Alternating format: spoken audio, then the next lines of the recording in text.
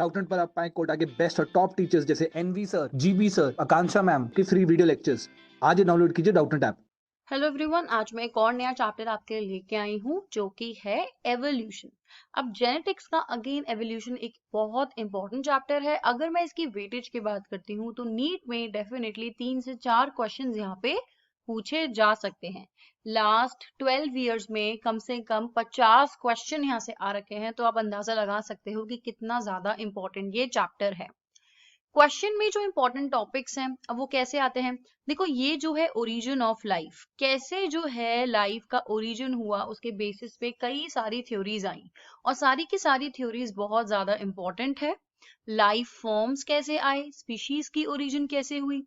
अब ये जितने भी एविडेंसेस ऑफ एवोल्यूशन हैं, जो जो छोटे छोटे कॉन्सेप्ट्स हैं, चाहे वो एडेप्टिव रेडिएशन हो, चाहे वो फॉसिल्स हो, चाहे वो होमोलोगस एनालॉगस ऑर्गन्स हो, ये सारे बहुत इंपॉर्टेंट है।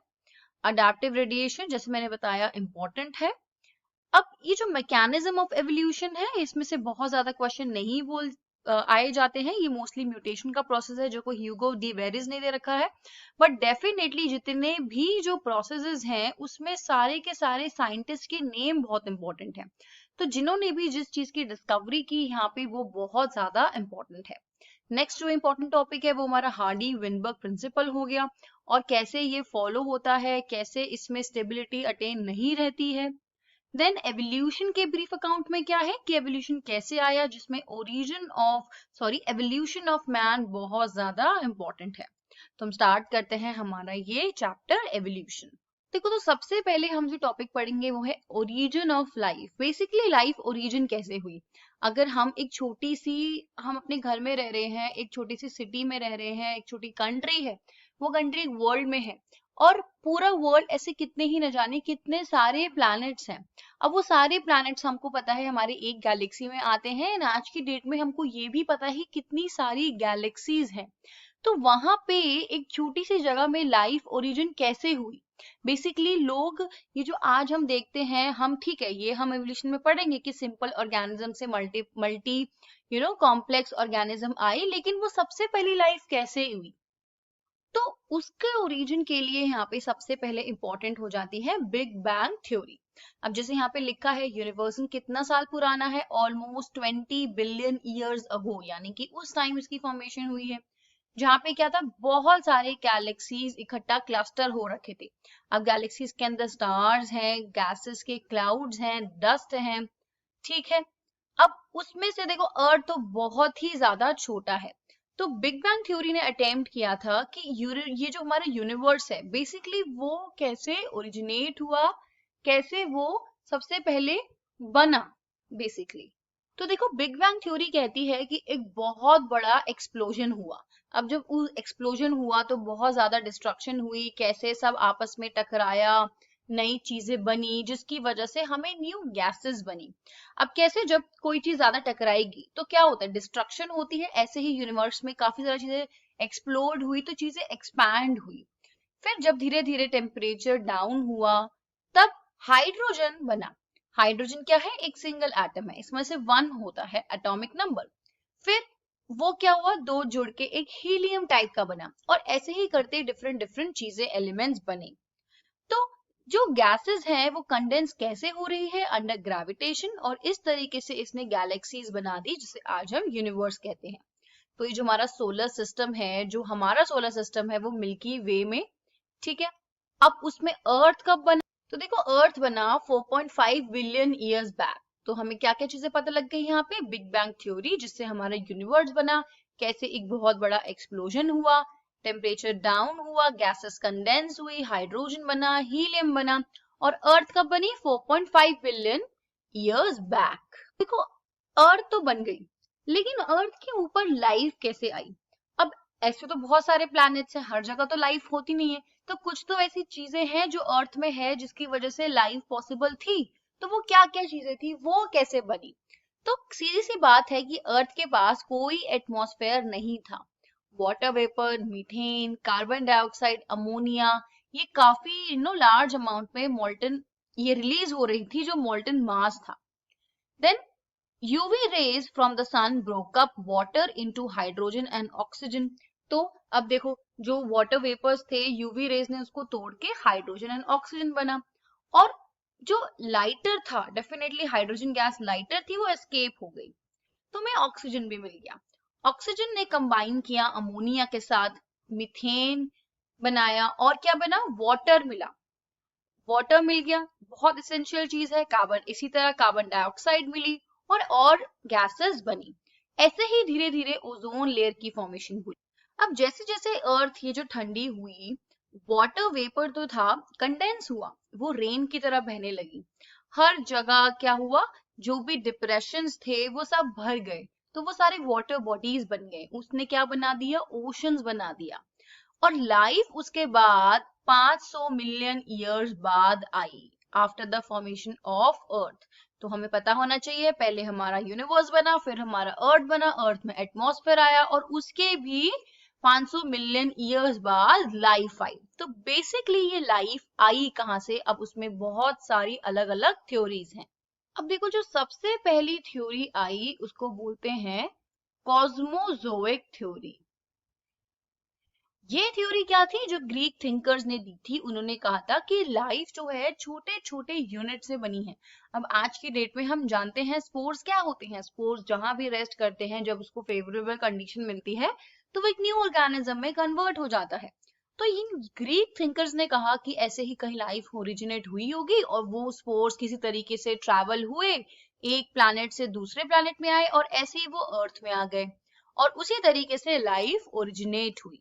और इस थ्योरी को कहा जाता था पैनस्पर्मिया, कॉस्मोटोइक थ्योरी भी और पैनस्पर्मिया भी।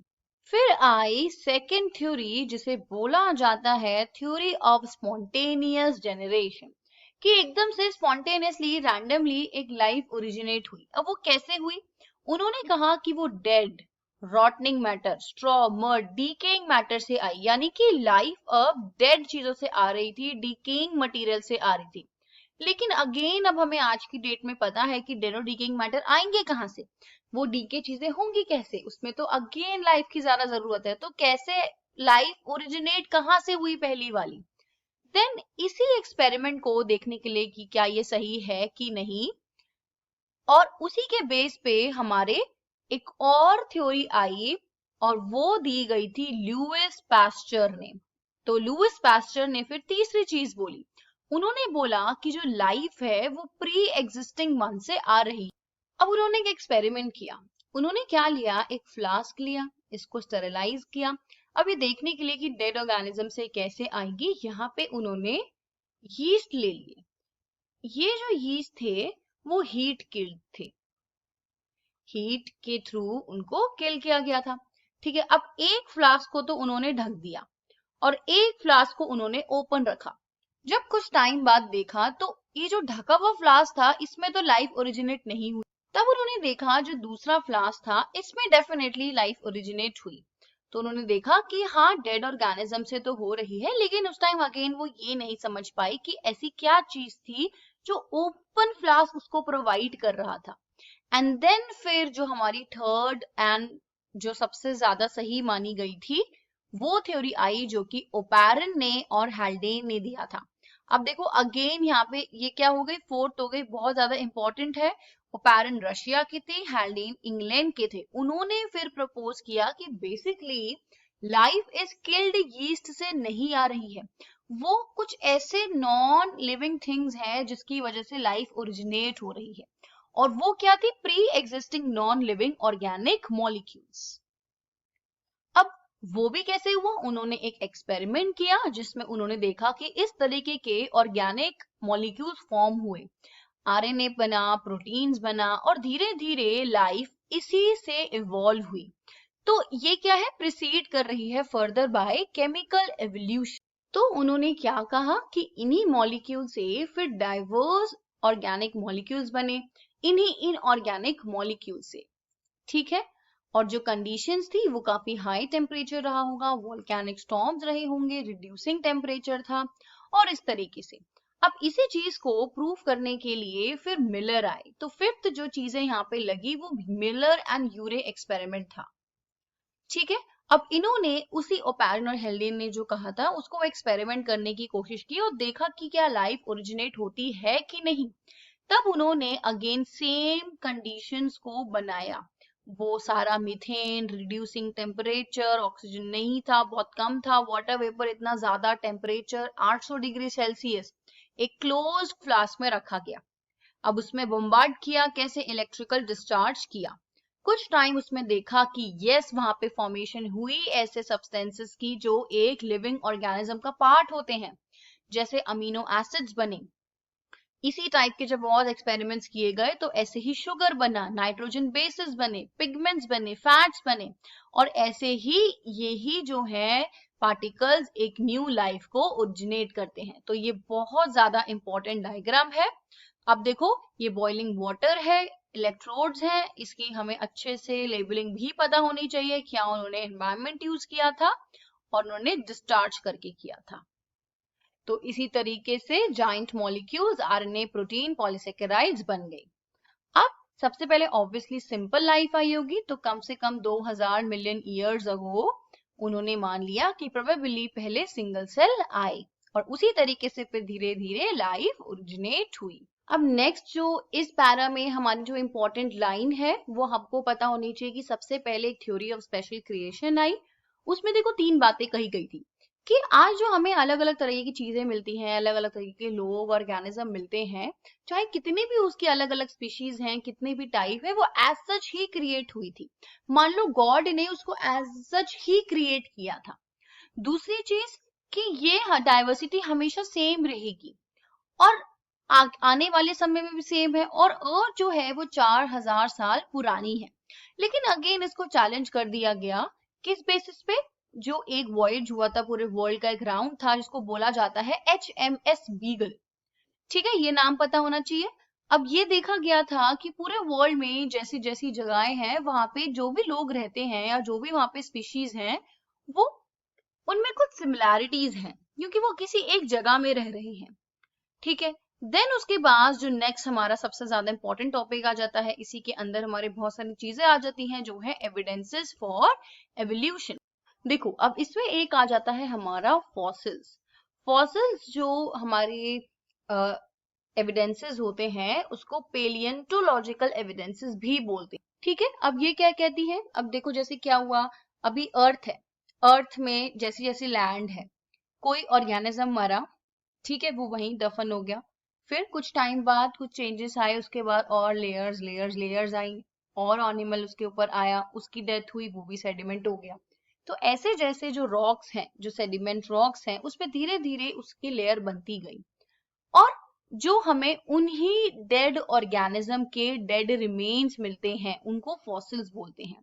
अब वो कोई ऑर्गेनिज्म भी हो सकता है, चाहे वो कोई प्लांट हो या चाहे वो कोई एनिमल हो, वो कुछ भी हो सकता है, और वो कितना नीचे प्रेजेंट है और जिस रॉक में वो प्रेजेंट है उस रॉक की एज क्या है, उसके हिसाब से हम डेफिनेटली पता लगा सकते हैं कि वो कितना पुराना रहा होगा। तो हम ये पता लगा सकते हैं कि कौन पहले आया। ठीक है, तो ये क्या है, पेलियंटोलॉजिकल एविडेंसेस। अब radio active dating, carbon dating जो हम करते हैं, ये एक तरीका है उसकी एज पता लगाने को। हाफ लाइफ और फुल लाइफ हम पता लगा सकते हैं। देन यहाँ पे क्या है, a family tree of dinosaurs दे रखा है। ठीक है, तो हमें ये सब पता होने चाहिए, इनके नाम, डायनासोर्स की कौन पहले आए, कॉमन एंसेस्टर्स। ठीक है, तो इनके नाम पता होने चाहिए। उसके बाद यहाँ पे नेक्स्ट हमारा आ जाता है डाइवर्जेंट एवोल्यूशन। अब ये अगेन बहुत इंपॉर्टेंट चीज है। देखो अब क्या हुआ, एक जगह पे मान लो इस जगह पे कुछ लोग रहते थे, कुछ एनिमल्स रहते थे। ठीक है, अब यहाँ पे कुछ चेंजेस ऐसी हो गई जिसकी वजह से ये अलग अलग चले गए। तो ये जो एक स्पीशीज था ए, ये अब दो अलग अलग बन गए, A1 A2। अब डिपेंडिंग अपॉन ये कहाँ गया, लेट्स सपोज ये वाटर में चला गया और लेट्स सपोज ये लैंड में रहता था। ठीक है, एक और इनकी स्पीशीज अलग हो गई, लेट्स सपोज ये ज्यादा हवा में रहती थी, तो उन्होंने अलग अलग फंक्शंस परफॉर्म करना शुरू कर दिए। तो यहाँ पे क्या था, ये आए तो एक ही जगह से है, तो इनका स्ट्रक्चर जो कॉमन स्ट्रक्चर था वो सेम था, लेट्स सपोज उनके हाथों में ह्यूमरस थी, रेडियस था, अल्ना था, लेकिन किन्होंने क्या किया, स्विम करना स्टार्ट कर दिया, किसी किसी ने नॉर्मल वॉक करना स्टार्ट कर दिया, और किसी किसी ने क्या किया, उड़ना स्टार्ट कर दिया, फ्लाई करना स्टार्ट कर दिया। तो डिपेंडिंग अपॉन क्या उनकी नीड्स थी, उस हिसाब से उन्होंने अपने आप को अडेप्ट कर लिया। लेकिन अलग अलग डायरेक्शंस में तो वो गए, लेकिन उन एक ही जगह से ओरिजिनेट हुए थे। तो ये देखो डाइवर्ज हो रही हैं, और इस टाइप के जो स्ट्रक्चर्स होते हैं उनको बोलते हैं होमोलोगस स्ट्रक्चर्स। तो ये डाइवर्जेंट एवोल्यूशन है। तो इसके एग्जांपल्स बहुत ज्यादा इंपॉर्टेंट है, जैसे जो वर्टिब्रेट हर्ट है, ब्रेन्स हैं वर्टिब्रेट्स के, देन थॉर्न्स एंड टेंड्रिल्स हो गए ऑफ बोगनविलिया, कुकुरबिटा। तो ये आपको उसके सारे के सारे याद रखने हैं, क्या, एग्जाम्पल्स। नेक्स्ट हमारा आ जाता है कन्वर्जेंट एवोल्यूशन। अब देखो ये चीज कन्वर्ज हो रही है। अब ये क्या थे, अलग अलग स्पीशीज थे, एक थी A1, एक थी A2। कुछ टाइम बाद ऐसा हुआ कि वो एक जगह ही आने लग गए, और अब वो एक जैसा फंक्शन परफॉर्म करने लग गए, क्योंकि उनको यहीं पे अडेप्ट करना था। तो यहाँ पे क्या हुए, उनकी एंसेस्टर्स अलग अलग थे, उनकी अब सेम एंसेस्टर नहीं थे, लेकिन क्योंकि वो एक ही जगह में आ गए तो उसी तरीके से अडेप्ट कर लिया। तो यहाँ पे कन्वर्ज हो रही है, और इस टाइप की ऑर्गन्स या स्ट्रक्चर्स को बोलते हैं एनालोगस स्ट्रक्चर्स, यानी कि इनका स्ट्रक्चर जो है वो अलग है, लेकिन यहाँ पे इनका फंक्शन जो है वो सेम रहेगा। तो देखो अब वो कौन कौन से हो गए, सेम फंक्शन। अब जैसे कि आई होगी ऑक्टोपस की, मैमल्स की, फंक्शन सेम है, स्ट्रक्चर बिल्कुल अलग है। फ्लिपर्स हो गए पेंगुइन के, डॉल्फिन्स के, wings of bats, wings of birds, तो ये बिल्कुल हमारे अलग एकदम स्ट्रक्चर है इनके, तो इसको बोलते हैं एनालोगस। अब देखो क्या हुआ, एवोल्यूशन ऑफ नेचुरल सिलेक्शन हमको पता था। चार्ल्स डार्विन ने क्या किया था, नेचुरल सिलेक्शन निकाला था कि अगर किसी टाइप के चेंजेस आते हैं एक पॉपुलेशन में एक जैसे लोग रह रहे हैं, किसी एक में कोई ऐसा चेंज आया जो उसको उस एनवायरनमेंट की हार्श कंडीशन में सरवाइव करने में हेल्प कर रहा था। अब जिसने उसको हेल्प किया तो डेफिनेटली वो फिट था, तो वो आगे बढ़ा। तो यही होता है सर्वाइवल ऑफ फिटेस्ट, कि जो सरवाइव कर रहा है नेचर ने उसको सिलेक्ट कर लिया है और उसकी प्रोजेनी आगे बढ़ेगी, तो इसको नेचुरल सिलेक्शन बोलते हैं। और इसी नेचुरल सिलेक्शन का अगेन एक इंपॉर्टेंट एविडेंस ऑफ एवोल्यूशन है, जो कि इंडस्ट्रियलाइजेशन के टाइम देखा गया था इंग्लैंड में 1850s में। बिफोर इंडस्ट्रियलाइजेशन क्या था, अब देखो बिफोर इंडस्ट्रियलाइजेशन वहां पे थे ट्रीज, ट्रीज के ऊपर व्हाइट कलर के विंग्ड मॉथ्स थे। अब ऑब्वियसली बिफोर इंडस्ट्रियलाइजेशन क्या होगा, सूट नहीं था किसी भी तरीके का, क्योंकि कोल बर्निंग नहीं हो रही थी, फॉसिल फ्यूल की बर्निंग नहीं हो रही थी, किसी भी टाइप का पॉल्यूशन नहीं था, तो बेसिकली पॉल्यूशन कम था।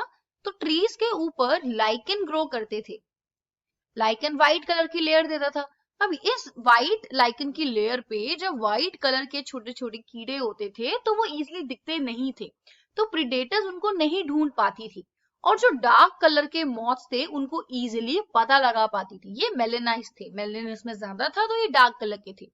लेकिन आफ्टर इंडस्ट्रियलाइजेशन क्या हुआ, बहुत ज्यादा सूट एंड पॉल्यूशन बढ़ गया, तो लाइकन की ग्रोथ कम हो जाती है। ठीक है, अब क्या हुआ, उसी डार्क सूट की लेयर इकट्ठा हो गई पेड़ों पे। अब उस पेड़ों में ये अब डार्क कलर के हो गए, तो डार्क कलर के मॉथ इसमें हाइड हो गए, ये अब इजिली दिख नहीं पा रहे थे, लेकिन व्हाइट कलर के प्रीडेटर अब उसको इजिली देख पा रहे थे, क्योंकि ये कॉन्ट्रास्टिंग बैकग्राउंड बन चुका था।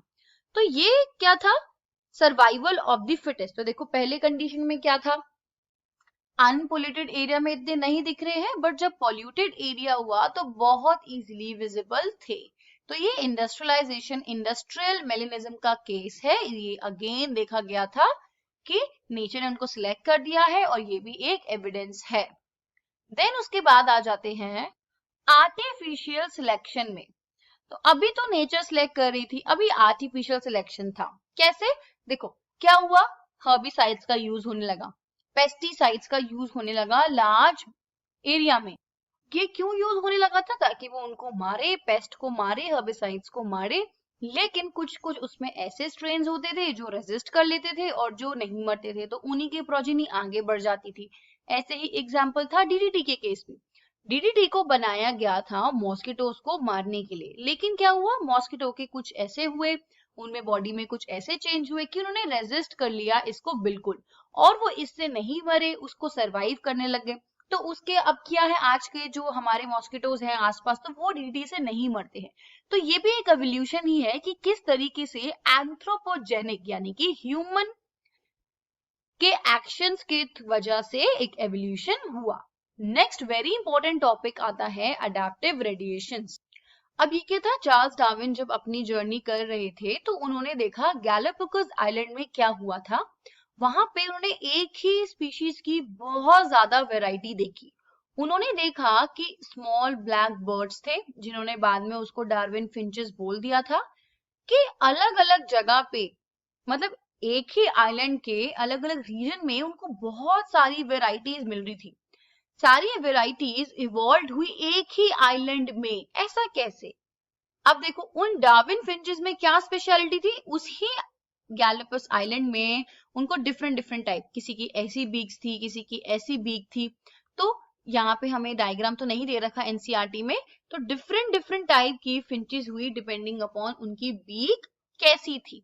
अब वो क्यों हुई, कुछ ओरिजिनली सीड खाती थी, कुछ फ्लैश खाने लग गई, कुछ इंसेक्ट्स को खाने लग गई। तो डिपेंडिंग अपॉन कि वो कैसे अडेप्ट कर रही हैं अपनी सिचुएशन में, उनकी बीक उसी तरीके से एवॉल्व हुई। जिन्होंने जैसा अपना स्ट्रक्चर लिया वो डिफरेंट डिफरेंट टाइप की फिंचेस बन गई। तो ये क्या हुआ, अडेप्टिव रेडिएशन था, कि अगर किसी आइसोलेटेड रीजन में, तो यहाँ पे गैलापागोस आइलैंड था, एक ही रीजन में यहाँ पे एक स्पीशीज थी, और वो स्पीशीज के पॉपुलेशन जब अलग अलग काम करने लगी तो वो डिफरेंट डिफरेंट स्पीशीज यहाँ पे बन गई। क्यों? क्योंकि उन्होंने अपनी अपनी नीड्स के हिसाब से कुछ कुछ अडेप्टेशन कर ली। तो इसको बोलते हैं अडेप्टिव रेडिएशन, एक ही जगह से रेडिएट हो गए डिफरेंट डिफरेंट टाइप के स्पीशीज। इसी तरीके से मार्सुपियल की रेडिएशन भी हुई। अब देखो, यही जो मार्सुपियल्स थी, कुछ कोआला बन गए, कुछ कंगारू बन गए, और इसी तरीके से डिपेंडिंग अपॉन वो अलग अलग स्पीशीज बन गए। कॉमन चीज क्या थी, इनके बॉडी में पाउच था, मार्सुपियल्स थे। ठीक है, तो नेक्स्ट यहाँ पे आ जाता है बायोलॉजिकल एवोल्यूशन। तो ये बायोलॉजिकल एवोल्यूशन क्या है, ये वही है जो नेचुरल सिलेक्शन की डार्विन ने बात की। तो एवोल्यूशन नेचुरली हो रही है, जिसमें कि एक ही ऑर्गेनिज्म को उसकी कैपेबिलिटी के हिसाब से नेचर सिलेक्ट कर देता है। अब उसकी अपीयरेंस कैसी है, मतलब जो न्यू फॉर्म बने हैं, वो डेफिनेटली डिपेंड करेगा कि उनकी लाइफ साइकिल कितनी छोटी है। माइक्रोब्स हैं तो वो जल्दी जल्दी डिवाइड होते हैं, जल्दी जल्दी मल्टीप्लाई होते हैं। एक ही घंटे में वो कितने सारी मिलियंस इंडिविजुअल बन जाते हैं, पूरी कॉलोनीज बना देते हैं। तो वहां पे ये चीजें जल्दी हो रही हैं। तो अगर किसी कॉलोनी ऑफ बैक्टीरिया को हम किसी मीडियम में ग्रो कराते हैं, तो उस मीडियम में कोई भी चेंज करते हैं तो कुछ सर्वाइव करेंगी, कुछ नहीं करेगा। इसी तरीके से पूरी पूरी पॉपुलेशन उनकी न्यू पॉपुलेशन बन जाएगी। तो डिपेंडिंग अपॉन की कौन सी कंडीशन में वो सर्वाइव कर रहे हैं, एक न्यू पॉपुलेशन ओरिजिनेट हो जाएगी। तो यहीं पे क्या है, जो नेचर है वो क्या करता है, सिलेक्ट करता है survival of the fittest, so called fitness यहाँ पे डिसाइड होती है। देन उन्होंने यहाँ पे बात की थी ब्रांचिंग डिसेंट की। अब देखो, कोई एक एबिलिटी है या कोई भी एक जो चीज उसने अडेप्ट की है, फिर वही जो चीज है वो इनहेरिट हो जाएगी डेफिनेटली। अब कुछ चेंजेस आए, जैसे हमने 10th क्लास के एक डायग्राम में देखा था कि रेड कलर के अगर बहुत सारे बीटल्स हैं, ठीक है, वो इजीली उनको खा पा रहे हैं। किसी एक में कोई म्यूटेशन हुई कि वो ग्रीन कलर के बन गए, तो वो जो घास थी उसमें ग्रीन कलर के बीटल नहीं दिख पाएंगे, तो प्रे उसको नहीं खा पाएगा, तो सॉरी प्रेडेटर उसको नहीं खा पाएगा, जिसकी वजह से यही जो ग्रीन है ये बढ़ जाएगी, इसकी पॉपुलेशन बढ़ जाएगी, क्योंकि उसने अपने इस कैरेक्टर को इनहेरिट कर दिया। जो चीज अच्छी है, जो उसको फायदा देगा, जो उसने अडेप्ट किया है, उसको वो आगे पास करता है। तो ये ब्रांचिंग डिसेंट है। कैसे कि वो अपनी जनरेशन को आगे बढ़ा रहा है, तो जो भी अब न्यू स्पीशी मिल रही है वो ऐसे ही तो ब्रांच होके एक पुरानी ही स्पीशीज से मिल रही है, उसमें चेंजेस आ रहे हैं, वो फिर आगे कंटिन्यू हो रहे हैं। ठीक है, देन उसके बाद एक और थ्योरी आती है जो है जिराफ्स के एक्सप्लेन करके दी थी, एंड उस थ्योरी को बोला जाता है लेमार्किज्म। और लेमार्क थ्योरी। ये थ्योरी क्या कहती है कि ऑर्गेनिज्म कैसे इवॉल्व होगा वो डिपेंड करेगा कि वो अपनी कौन से पार्ट को यूज कर रहा है या डिसयूज कर रहा है। जैसे फॉर एग्जाम्पल है जिराफ। जिराफ के केस में क्या था, पहले उनकी नॉर्मल ही नेक होती थी, इतनी ज्यादा लंबी नेक नहीं होती थी। तो डेफिनेटली वो हर्बीवोर्स थे, तो उन्होंने ट्रीज को खाने की कोशिश की, जो छोटे छोटे पेड़ थे वो खत्म हो गए। अब क्या हुआ, खाना नहीं था, उस हाइट तक वो नहीं पहुंच पा रहे थे, तो उनमें से कुछ कुछ जिराफ ने कोशिश करी और खाने के लिए, जिसकी वजह से इलोंगेट हो गई। अब इन्हीं जिराफ ने क्या किया, यूज किया अपने उस ऑर्गन को। तो यहाँ पे एज सच अडेप्ट कैसे कर रहा है, वो अपने किसी ऑर्गन का यूज कर रहा है। तो जो चीजें यूज होती रही, जो पार्ट ऑर्गेनिज्म का यूज होता रहेगा, वही इवॉल्व होता रहेगा, और फिर ये जो अडेप्ट किया, जो इवॉल्व किया है, ये फिर पास हो जाएगा नेक्स्ट जनरेशन में। अब आज जितने भी जिराफ्स हैं, उन सबकी लंबी ही गर्दन होती है, तो वो आगे पास हो गया है। उसी तरीके से जिस ऑर्गन का डिसयूज है, जिसका कोई यूज नहीं है, तो विद टाइम उसका कोई यूज नहीं होता है, वो खत्म हो जाती है, पास नहीं होती है। नेक्स्ट यहाँ पे आ जाता है मैकेनिज्म ऑफ एवोल्यूशन।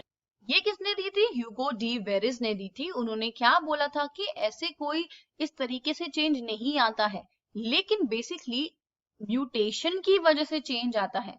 तो ये कोई स्मॉल चेंज नहीं है जो किसी पॉपुलेशन में हो रहा है, एक काफी बड़ा चेंज है जो सडनली आता है किसी पॉपुलेशन में, और फिर ये पास ऑन होता है। क्योंकि अभी तक यहाँ पे कोई भी सेल डिवीजन एंड किस तरीके से पास हो रही हैं, कोई फैक्टर्स जीन की बात नहीं हुई थी। जब उसकी बात हो गई, जब मेंडल ने जो चीजें बताई थी, देन उसके बाद ह्यूगो डी वेरिस ने ये चीज निकाली कि हाँ, कोई म्यूटेशन होती है, डीएनए में कोई चेंजेस हो जाते हैं, जिसकी वजह से फिनोटाइप और जीनोटाइप चेंज हो जाता है, फिर वो पास होता है। तो यही एक अचानक से आने वाला एक रैंडम चेंज है जो कि काफी बड़ा डिफरेंस ले आता है, और ये जो माइनर वेरिएशन हो रहे हैं, ये आगे इनहेरिट होते रहेंगे। तो क्या डिफरेंस था, जो डार्विन का चेंज था वो ग्रेजुअल चेंज था, धीरे धीरे अडेप्ट कर रहे हैं और ग्रेजुअल चेंजेस आ रहे हैं। लेकिन डिवेरिस ने कहा था कि एक सडन चेंज भी आ सकता है, जिससे एकदम अलग पॉपुलेशन बन जाएगी, एकदम अलग स्पीशी बन जाएगी। उस प्रोसेस को बोलते हैं स्पेसिएशन, यानी कि न्यू स्पीशीज का फॉर्म होना, और इसको बोला जाता है सैल्टेशन। एक सिंगल स्टेप में म्यूटेशन हुआ और प्यूरी न्यू स्पीशीज बन गई। अब आई एक और बहुत इंपॉर्टेंट जो है हार्डी विनबर्ग प्रिंसिपल। अब इस प्रिंसिपल के अकॉर्डिंग क्या था, अब देखो इन्होंने क्या बोला। अब इसको हम मेंडल के एक्सपेरिमेंट से समझते हैं। एक पॉपुलेशन है, उसमें या तो टॉल प्लांट्स हैं या शॉर्ट प्लांट है, ठीक है, कोई हमें बीच की चीज नहीं दिख रही, या तो टॉल है या शॉर्ट है। तो हमने मान लिया कि टोटल इसको मिला के जो भी रहेगा वो सेम ही रहेगा, यानी कि सारे टॉल और सारे शॉर्ट का सम तो सेम ही रहेगा। तो यही चीज उन्होंने बोला कि frequency is supposed to remain fixed and even remain the same through generation. generation आगे बढ़ती ही रहेगी, लेकिन frequency same रहेगा। The principle says that allelic frequency जो भी है इनकी, वो स्टेबल रहती है, कांस्टेंट रहती है, चेंज नहीं होती जनरेशन टू जनरेशन। यानी कि जो टोटल जीन पूल है, जीन पूल क्या होता है, जितने भी जीन्स होते हैं, जितने भी एलीलीज हैं किसी पॉपुलेशन में, वो सेम रहती हैं। तो एक जेनेटिक इक्विलिब्रियम बना रहता है, चेंज नहीं होता। तो मान लिया कि ये है हमारा पी टाइप का और ये क्यू टाइप का है, तो जो टोटल रहेगा हमेशा पी और क्यू, इनकी फ्रीक्वेंसी सेम रहेगी, कांस्टेंट रहेगी, हमेशा 1 रहेगी, 100% है, चेंज नहीं हो रही। और उसी के बेस पे उन्होंने अपनी इक्वेशन दी। अब ये इक्वेशन बहुत बच्चे क्या करते हैं, स्क्वायरिंग करते हैं और सोचते हैं उस तरीके से आया है, बट ऐसे नहीं होता। तो ये जो हमारी इक्वेशन है, नेक्स्ट इक्वेशन, ये किस तरीके से आई है, तो यहाँ पे हम समझ लेते हैं। तो मैंने क्या बोला, एक पी टाइप की है, एक क्यू टाइप की है, और दोनों की सेम रहती है। अब देखो इसका एग्जांपल ले लो, हमने ये क्रॉस बना दिया, क्या थे हमारे parents, capital T small T. किसी पॉपुलेशन में बाद में क्या हुआ, हमें सारे इस तरीके के पेरेंट मिले। जब इस तरीके के पेरेंट की ऐसी ब्रीडिंग हुई तो हमें क्या क्या मिलता है, capital T small T, capital T small T. अब इसकी ब्रीडिंग होगी capital T capital T, capital T small T, capital T small T, small T small T. तो एलीलिक फ्रीक्वेंसी कितने कितने टाइप की होगी, एक तो हमें इस तरीके के मिल गए, एक हमें इस तरीके के मिल गए और एक हमें ऐसे मिल गए, ठीक है, सेम रहेगी। अब इन टोटल इन सबकी भी सेम रहेगी, कांस्टेंट रहेगी। अब ये क्या होगा, कैपिटल टी मैंने मान लिया कि जो डोमिनेंट रेट है वो पी है, तो ये क्या हो गया, P into P, P square हो गया। ये क्या हो गया, क्यू और पी मिला करके है, लेकिन ये दो है तो ये 2 इंटू पी क्यू हो गया। अगेन ये उसी तरीके से रेसिसिव क्यू स्क्वायर हो गया। तो ऐसे क्या हुआ है, ये वाली इक्वेशन आपकी आई है, ये इक्वेशन, और उसी तरीके से ये 1 इसके भी इक्वल है तो ये भी हमेशा सेम रहता है। तो ये बोला था हार्डी विनबर्ग प्रिंसिपल ने कि चेंज नहीं होता है, लेकिन अगर किसी तरीके के चेंज होगा, किसी तरीके की स्पीशीज बनेगी, तो वो क्यों बनेगी, मतलब हमेशा तो ऐसे ही रहेगा, कोई डेविएशंस नहीं आएंगी, लेकिन अगर इसमें चेंजेस आए तो डेफिनेटली यहाँ पे अफेक्ट करेगा इस इक्विलिब्रियम को। और वो थे वो 5 फैक्टर जो अफेक्ट कर रहे थे हार्डी विनबर्ग प्रिंसिपल को। अब वो कौन कौन से फैक्टर थे, सबसे पहला हो गया जीन फ्लो। देखो जीन फ्लो क्या है, लेट्स सपोज यहाँ पे किसी एक टाइप की पॉपुलेशन रहती है, अब कुछ यहाँ से चले गए, बी में आ गए, ठीक है, अब जो लोग यहाँ रहते थे वो यहाँ आ गए, फिर धीरे धीरे उन्होंने यहाँ के चेंजेस कर लिए, तो ये क्या हो रहा है, एक जगह का जेनेटिक जो इक्विलिब्रियम कैसे बिगड़ रहा है, वहां की जेनेटिक जो चीज है, जो जीनोटाइप्स है वो फ्लो हो रहे हैं, वहां का जीन एक जगह से दूसरी जगह ट्रैवल कर रहा है।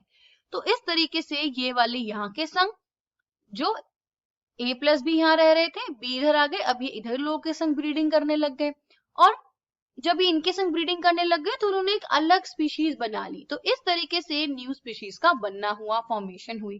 फिर जेनेटिक ड्रिफ्ट हुआ। अब जेनेटिक ड्रिफ्ट क्या है, जीन फ्लो ही होता है, बट जब ये सडन होता है और काफी बड़े लेवल पे होता है तो उसको जेनेटिक ड्रिफ्ट बोल दिया। म्यूटेशन हो गई, कुछ डीएनए में कुछ चेंजेस आ गए जिसकी वजह से जीनोटाइप चेंज हुआ, फिनोटाइप चेंज हुआ, एक न्यू स्पीशीज बन गई। जेनेटिक रिकॉम्बिनेशन हुई, रिकॉम्बिनेशन की वजह से अगेन न्यू स्पीशी बनी, या नेचर ने सिलेक्ट कर लिया, कुछ अडेप्टेशन हुई और उसके बाद वो सर्वाइवल ऑफ द फिटेस्ट के फॉर्म में उसने अपने प्रोजेनीज आगे बढ़ा लिए। तो इन्हीं सब की वजह से न्यू स्पीशीज बन सकती है, और न्यू स्पीशीज को बनते हुए हम क्या बोलते हैं, स्पेसिएशन। तो बेसिकली स्पेसिएशन की वजह से ही Hardy Weinberg principle equilibrium disturb होगा। अब फाउंडर इफेक्ट क्या है, तो जो ओरिजिनल स्पीशीज थी जिसने न्यू स्पीशी को फाउंड किया है उसको बोलते हैं फाउंडर स्पीशी, और इस चीज को बोलते हैं फाउंडर्स इफेक्ट। ठीक है, तो स्पेसिएशन हमने देख लिया, एंड नेक्स्ट आ जाता है ब्रीफ अकाउंट ऑफ एवोल्यूशन। अब नीचे जाने से पहले ये हमें ग्राफ है जो बहुत इंपॉर्टेंट है समझने। ये क्या है, अलग अलग ऑपरेशंस हैं नेचुरल सिलेक्शन के।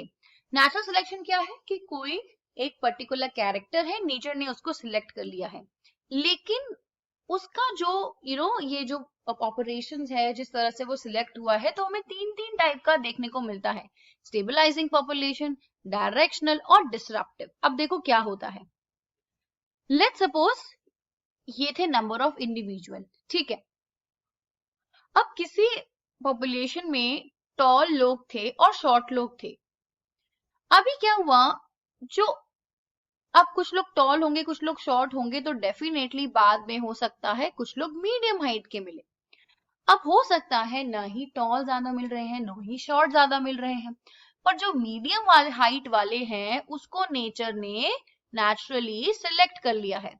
जो भी कंडीशंस चाहिए उसके लिए हमें अननेसेसरी ज्यादा टॉल नहीं होना है, ज्यादा शॉर्ट नहीं होना है, तो नेचर ने क्या किया, एक इन बिटवीन कैरेक्टर को पिक कर लिया और उसको चुन लिया। अब जब चुन लिया तो जो पीक है वो हायर होता है, इसमें एक इंटरमीडिएट कैरेक्टर, ना कि डोमिनेंट ना ही रेसेसिव, लेकिन एक इंटरमीडिएट कैरेक्टर चूज कर लिए और पीक लंबा हो गया। इस टाइप की पॉपुलेशन को, इस टाइप के कर्व को बोलेंगे स्टेबलाइजिंग। ठीक है, नेक्स्ट यहाँ पे क्या है, डायरेक्शनल। अब देखो ये यहाँ पे इस तरीके से शिफ्ट हो रहा है। अब देखो ये केस का सबसे अच्छा एग्जांपल ले लो, इंडस्ट्रियल मिलेनिज्म। उस केस में क्या हो रहा था, जब पहले तो क्या थे, व्हाइट मॉथ ज्यादा थी, फिर ब्लैक मॉथ ज्यादा होने लग गए। क्यों, क्योंकि पॉल्यूशन के बाद व्हाइट मॉथ इजीली दिख रहे थे, तो उसके बाद नेचर ने ब्लैक वाले मॉथ को चूज कर लिया और पीक इस तरफ शिफ्ट होने लगा। हो सकता है कुछ टाइम बाद जब पॉल्यूशन कम हो जाएगा फिर से व्हाइट मॉथ ज्यादा हो जाएंगे, तो ये इस तरीके से इस साइड शिफ्ट हो जाएगा। तो इसको डायरेक्शनल बोलते हैं जब ये एक साइड शिफ्ट होता है। एक होता है डिसरप्टिव। अब देखो डिसरप्टिव में ये एक साथ दोनों ही जगह जा रहा है। अब इसका सबसे अच्छा एग्जांपल ले लो, कुछ कुछ कंट्रीज ऐसी होती हैं जहां पे हमको ब्लैक्स भी दिखते हैं एंड व्हाइट भी दिखते हैं। तो यहाँ पे क्या है, हमको दोनों ही पॉपुलेशन ज्यादा मिल रही है। जैसे मान लो या तो हमें बहुत टॉल लोग मिल रहे हैं या बहुत शॉर्ट लोग मिल रहे हैं, लेकिन हमें कोई मीडियम हाइट का नहीं दिख रहा है। उसी तरीके से यहाँ पे हमें कोई मीडियम स्किन टोन नहीं मिल रही है। तो वहां पे क्या है, नेचर ने एक साथ दोनों को ही सिलेक्ट कर लिया है और ये इस तरीके का दोनों तरफ मूव कर रहा है, तो डिस्ट्रक्टिव कर्व मिल रहा है। नेक्स्ट यहाँ पे जो हम एवोल्यूशन पढ़ रहे थे, अब डायग्राम्स है, ये हमारे बहुत इंपॉर्टेंट है। तो ये है कि प्लांट कैसे इवॉल्व हुए अलग अलग जियोलॉजिकल पीरियड्स में। तो ये हमें बहुत अच्छे से लर्न करना है। कौन से हमारे पीरियड में मीजोजोइक जो थे, कैनोजोइक पीरियड था, पैलिनोजोइक पीरियड था, कैसे कैसे प्लांट्स आए, तो सबसे लास्ट में हमें एंजियोस्पर्म्स मिले, वो कैसे मिले। तो इस तरीके से हमें ये बहुत अच्छे से लर्न करना है ये टेबल। अब यहाँ पे जो आपको पूरा दिया है ये पैराग्राफ में, इसको आप चार्ट फॉर्म में लर्न कर लो, फ्लो चार्ट फॉर्म में लर्न कर लो। देखो सबसे पहले क्या हुआ, सबसे पहले सिंपल जो है फर्स्ट सेलुलर फॉर्म अपीयर्ड हुए अर्थ के अंदर। ये कब हुआ, 2000 मिलियन ईयर्स अगो। ये एक ब्रीफ एवोल्यूशन है कि किस तरीके से एवोल्यूशन हुआ। अब the mechanism of how non cellular, कैसे नॉन सेल्यूलर बड़े बड़े मैक्रोमोलिक्यूल्स बन गए। ये किसकी बात हो रही है, प्रोटीन्स की बात हो रही है कि उन्हीं ने एक एनवेलप टाइप का बना लिया, एक मेम्ब्रेन टाइप बना लिया उन्हीं सेलुलर फॉर्म में। ठीक है, कुछ सेल्स ऐसे थे जो कि O2 ऑक्सीजन को रिलीज करने लग गए। अब जिसकी वजह से ये क्या हो रहा है, फोटोसिंथेसिस। ये उसी तरीके का रिएक्शन है, फोटोसिंथेसिस में प्लांट ऑक्सीजन को रिलीज करता है, तो उसी टाइप का देखने को मिला। वेयर वाटर जहां पे स्प्लिट होता था, कैसे, सोलर एनर्जी के फॉर्म में। अब और पिगमेंट्स यूज हो रहे थे। अब धीरे धीरे क्या हुआ, single cell organism multi cell organism बन गए। जो सिंगल सेल थे, एक सेल थे, उन्होंने ग्रुप ऑफ सेल्स बना दिए। जैसे सेल्स में अलग अलग ऑर्गन्स अपना काम डिवाइड करते हैं, तो जैसे जैसे उनका स्ट्रक्चर कॉम्प्लेक्स बना, उनको क्या क्या फंक्शन परफॉर्म करने थे, वो डिफरेंट डिफरेंट टाइप के सेल्स बन गए। अलग अलग सेल्स ने अलग अलग टाइप के टिश्यूज बना लिए। जब 500 और आगे बढ़ा तो इनवर्टिब्रेट्स फॉर्म हुए, एक्टिव थे। देन जॉलेस फिशेस आई, प्रोबेबली इवॉल्व हुए 350 माया में। देन सीवीड्स आए, फ्यू प्लांट्स आए, तो ये किस तरीके से आए। देन हमारे पास फिश आई जो कि स्ट्रॉन्ग, जिनके पास फिन्स थे, जो मूव कर सकते थे लैंड में भी और वाटर में भी। ठीक है, देन एम्फीबियंस आए। अब ये लैंड में भी सरवाइव कर पा रहे थे, वाटर में भी सरवाइव कर पाए थे, जिसमें हमारे फ्रॉग्स हो गए, सैलमेंडर्स हो गए। एम्फीबियंस रेप्टाइल्स बन गए। ठीक है, रेप्टाइल्स पहले एग ले करने थे और धीरे धीरे हमें इसी तरह और लार्ज रेप्टाइल्स मिले। जब और बड़े बड़े रेप्टाइल्स की इवोल्यूशन हुआ तो और हमें कॉम्प्लेक्स ऑर्गेनिज्म देखने को मिला। फाइनली क्या हुआ, ये रेप्टाइल्स एग लेइंग थे, फिर मैमल्स आ गए, मैमल्स ने अपना पार्ट ले लिया और फिर उसमें एवोल्यूशन स्टार्ट हुआ। तो ये पूरा जो एवोल्यूशन का प्रोसेस है वो हमें अच्छे से पता होना चाहिए। Then evolution of horse, elephant and dog, यहाँ पे मेंशन है, क्वेश्चन एवोल्यूशन ऑफ हॉर्स से आते हैं। Then origin and evolution of man, कि ये किस तरीके से आए। अब हमें पूरा यहाँ पे टेबुलर फॉर्म में लर्न करना है कि कौन से ऑर्गेनिज्म कब आए। देन इसमें हमारे कौन कौन से इंपॉर्टेंट आ जाते हैं। अब हमें विद टाइम पता होने चाहिए कौन से कब आए। सबसे पहले प्राइमेट्स जिनको कहा जाता था, उसमें ड्रायोपिथिकस थे और रामापिथिकस थे। रामा जो थे मोर ह्यूमन लाइक थे, लेकिन जो ड्रायोपिकस थे वो एप लाइक दिखते थे। ठीक है, हेयरी थे, चिंपैंजीज थे, बट रामापिथिकस ज्यादा मैन लाइक थे। अब क्या हुआ, अब ये हमें कैसे पता लग रहा है, हमें फॉसिल्स की वजह से पता लग रहा है, इस टाइप के हमें फॉसिल्स मिले। देन नेक्स्ट इथोपिया और तंजानिया में डिस्कवर हुए थे। देन हमें कैसे मिले, ऑस्ट्रेलोपैथिकस देखने को मिले। हमें इनकी फीचर्स पता होने चाहिए, किसकी ब्रेन कैपेसिटी कितनी थी, क्या क्या वो काम करते थे, वो जैसे हंट करते थे, उन्होंने स्टोन वेपन्स का यूज करना स्टार्ट कर दिया था। देन हमारे पास होमो हैबिलिस आई, जिनकी ब्रेन कैपेसिटी और बढ़ चुकी थी। देन हमारे पास फाइनली होमो इरेक्टस आए। होमो इरेक्टस के पास काफी लार्ज ब्रेन कैपेसिटी थी, वो अपने ब्रेन को ज्यादा यूज कर सके थे। Neanderthal mans with brain capacity उससे भी ज्यादा थी। देन फाइनली होमो सेपियंस, उन्होंने कल्टीवेशन स्टार्ट कर दी, एग्रीकल्चर स्टार्ट कर दिया, और वो ही है जो अभी धीरे धीरे इवॉल्व हो रहे हैं, जो आज नॉर्मल ह्यूमंस का स्पीशीज और जीनस है। तो यहाँ पे हम समरी रीड कर लेंगे। तो ये था हमारा पूरा चैप्टर शॉर्ट में। तो अब हम नेक्स्ट चैप्टर लेके आएंगे। Thank you.